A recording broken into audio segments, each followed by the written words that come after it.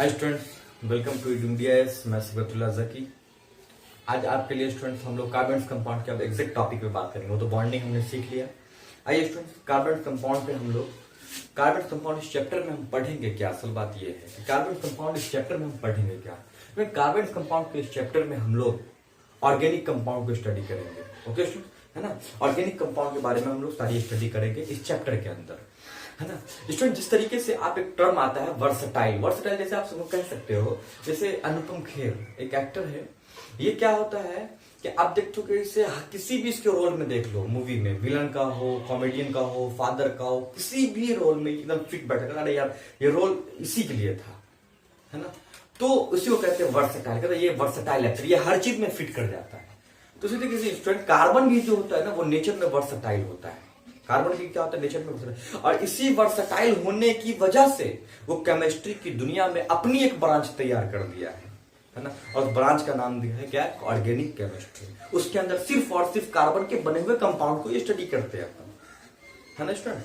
तो आइए इस पर आप एक एक लाइन लिख लीजिए इसका नोट, ठीक है स्टूडेंट। लिखिए कार्बन कंपाउंड में नीचे डाल के लिखिए, in this chapter we are going to study, in this chapter we are going to study about organic compounds. Next लिखिए, ऑर्गेनिक कंपाउंड होता क्या है। ऑर्गेनिक कंपाउंड होता क्या है, ऑर्गेनिक कंपाउंड होता क्या है। लिखें organic compound are those compound that are mainly made up of carbon. ऐसा कंपाउंड जो ज्यादातर किससे बना हुआ हो, कार्बन से बना हुआ हो, उसको हम क्या बोलते हैं स्टूडेंट, ऑर्गेनिक कंपाउंड बोलते हैं। नीचे लिखे carbon is so versatile in nature, carbon is so versatile in nature so that organic chemistry is made branch of chemistry, है ना। कार्बन जो होता है वो वर्सटाइल होता है नेचर में, जिसकी वजह से ऑर्गेनिक केमिस्ट्री जो है वो केमिस्ट्री का एक ब्रांच ही बन गया है ना। In which we deals mainly with carbon and its compound,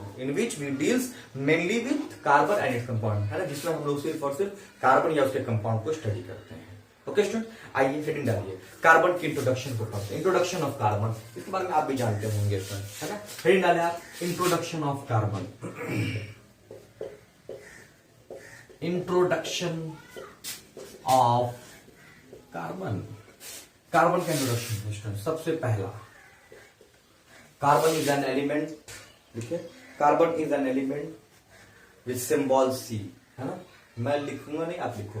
carbon is an element, carbon क्या एक एलिमेंट है जिसका सिंबल क्या होता है, 6 होता है, ठीक है। एक ही हो गया। दूसरा लिखें, है ना, its atomic number is 6, its atomic number is 6। कितना होता है, 6। It's electronic configuration, it's electronic configuration कितना होगा स्टूडेंट, 2 और 4। कितना होगा, 2 और 4 होगा। और स्टूडेंट इसी की वजह से, है ना, आप मैं कह रहा हूं कि ये 4 है, 2 और 4। इसी इलेक्ट्रॉनिक कॉन्फ़िगरेशन को देखते हुए, है ना, आप एक पॉइंट पहले लिख लो, है ना, लिख लो, ठीक है। एज सजेस्टेड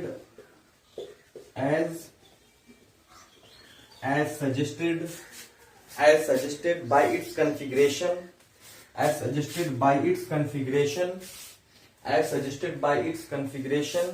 है ना, लिखिए, it belongs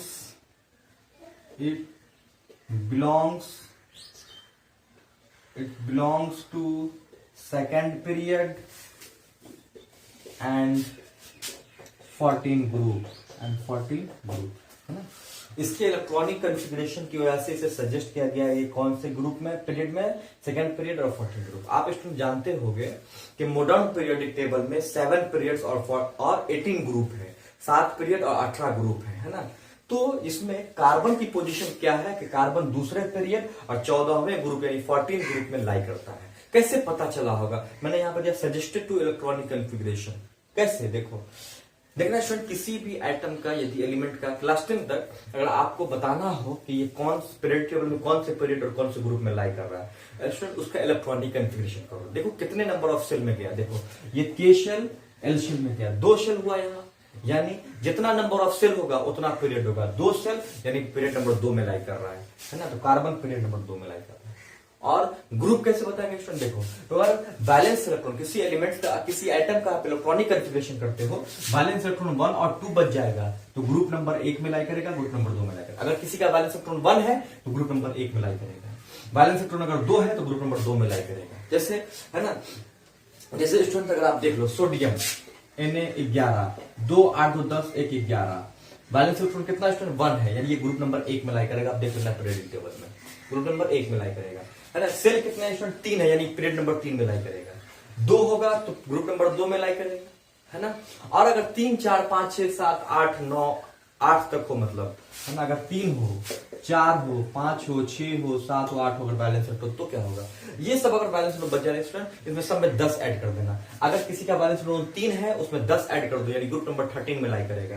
बैलेंस इलेक्ट्रॉन अगर 4 है उसमें 10 ऐड कर दो, ग्रुप नंबर 14 में लाई करेगा। इसलिए देखो कार्बन ग्रुप नंबर 14 में लाई कर रहा है। ओके स्टूडेंट्स, है ना। तो कार्बन किसमें लाई कर रहा है, ग्रुप नंबर 14 में। कैसे पता चल रहा, तो आपने इलेक्ट्रॉनिक कन्फिगरेशन करके देख लिया। आगे लिख लिया in periodic table, in periodic table लिखे, in periodic table there are 7 period and 18 group, there are 7 period and 18 groups. Next लिखे students, its valency is 4, its valency is 4, and next लिखें its valence electron, its valence electron is also 4, है ना। इसका valence electron कितना student 4। ये था student carbon का introduction जो हम लोगों ने देखा। नेक्स्ट टॉपिक में हम लोग बात करेंगे student special properties of carbon. जब तक के लिए बेस्ट ऑफ लक स्टूडेंट। आपको मेरा ये वीडियो अच्छा लगा तो अपने चैनल को